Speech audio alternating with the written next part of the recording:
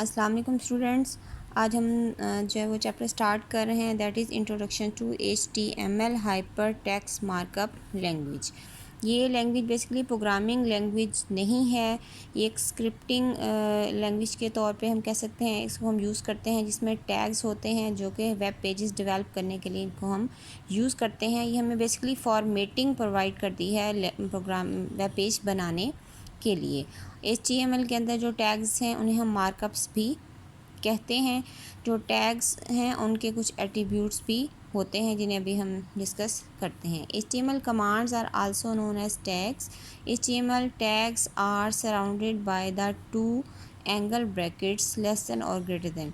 These characters are called angle brackets. HTML tags normally come in pairs like head and slash head. First tag in a pair is called the start tag and the second tag is called the end tag. An element in command that tell a browser to do something such as h1.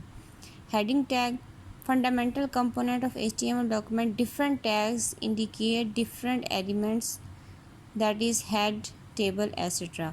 The text button that start and end tags is called element content. HTML tags are not case sensitive. It means that head is same as head. Small letter में लिखें या हम capital letters में लिखें तो उसका meaning same होगा। HTML language के हमारे पास बहुत सारे बेनिफिट्स हैं। First one is a simplicity. HTML इतनी सिंपल लैंग्वेज है वेब पेजेस डेवलप करने के लिए। इसको हम बहुत इजीली जो है वो लर्न कर सकते हैं और वेब पेजेस को हम क्रिएट कर सकते हैं।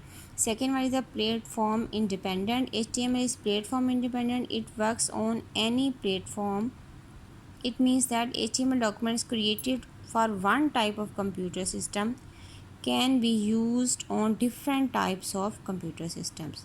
Number 3, easy navigation. HTML web pages are linked together using hyperlinks. It provides easy navigation between different documents. यानी HTML वेब पेजेस जो होते हैं वो आपस में लिंक्ड होते हैं। एक पेज के ऊपर लिंक को क्लिक करें तो हम सेकंड पेज पे मूव कर जाते हैं और सेकंड से वापस फर्स्ट पे भी आ सकते हैं, सेकंड से थर्ड, फोर्थ, फिफ्थ किसी भी पेज पे हम मूव कर सकते हैं।